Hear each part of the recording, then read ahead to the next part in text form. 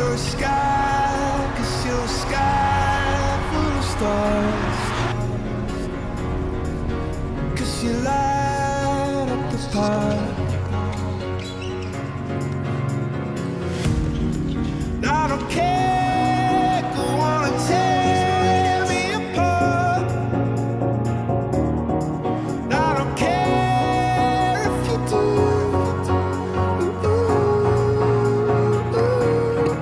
'Cause in the sky full of stars, I think I saw you.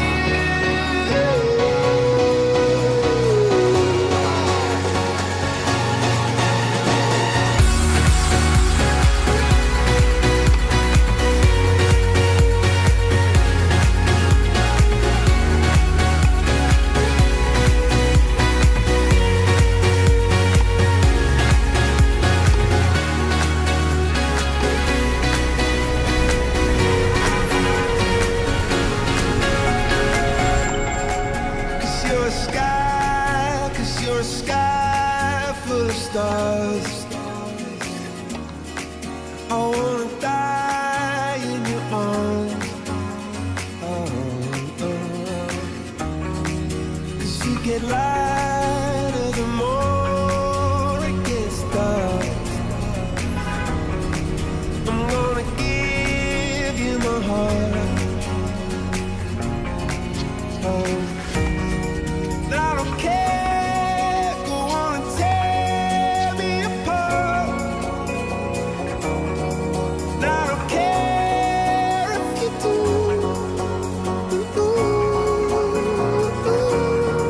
'Cause in the sky full of stars, I think I see you.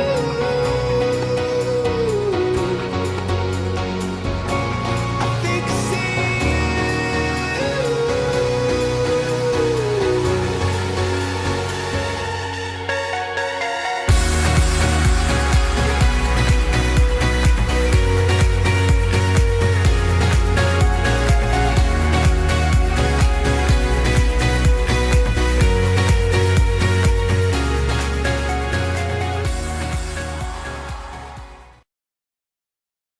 D'abord, la position d'attente. Le regard est face au filet. La tête de raquette est au-dessus de la main. Ici, le joueur est droitier, donc la main gauche est au cœur de la raquette.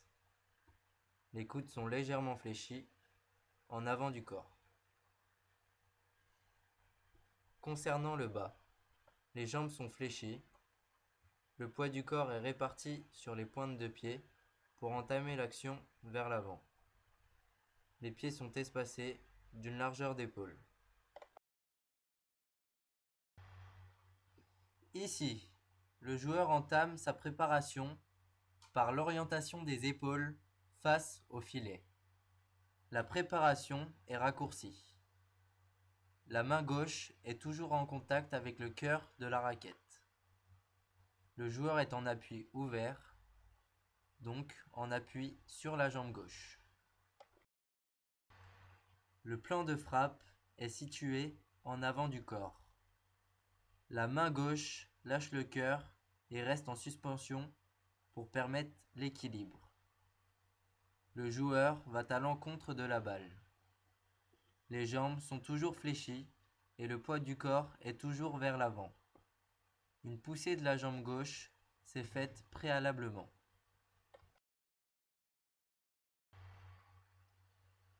Ici, on peut observer l'accompagnement. Le joueur a la sensation de pousser la balle. Le poids du corps s'est transféré sur la jambe droite. Le joueur se retrouve donc en appui en ligne.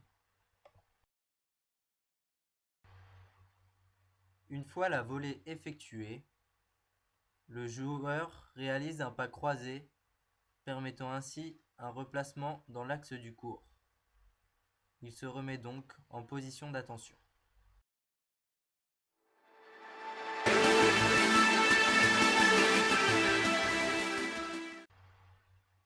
Nous pouvons observer la position d'attention du débutant.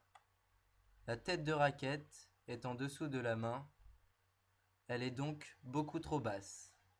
Les deux mains sont sur le manche et les genoux ne sont pas assez fléchis. La raquette part derrière l'épaule. La préparation est effectuée avec beaucoup trop d'amplitude.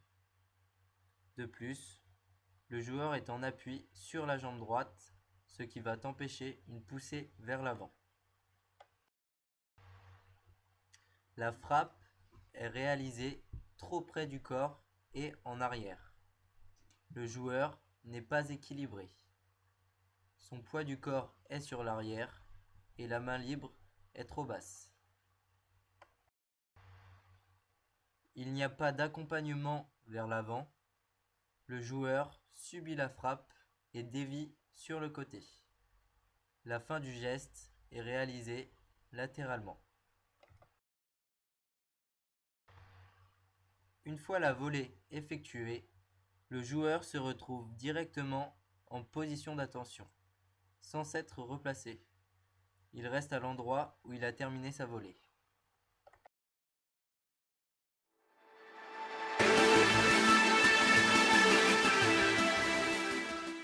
Ici, nous voyons bien la différence de la position de la tête de raquette. À gauche, la tête de raquette est bien au-dessus de la main. À droite, la tête de raquette est en dessous de la main. De plus, à gauche, le joueur a son poids du corps vers l'avant, alors qu'à droite, le joueur est sur ses talons. Sur cette photo, nous voyons bien la différence de préparation. À gauche, la raquette ne va pas au-delà de l'épaule, alors qu'à droite, elle dépasse largement l'épaule. Le joueur de haut niveau prend correctement appui sur sa jambe gauche, alors que le débutant prend appui sur sa jambe droite, ce qui va empêcher l'avancée du corps. Chez le joueur de haut niveau, le plan de frappe s'effectue en avant. Contrairement au débutant, son plan de frappe s'effectue beaucoup trop près du corps et en arrière.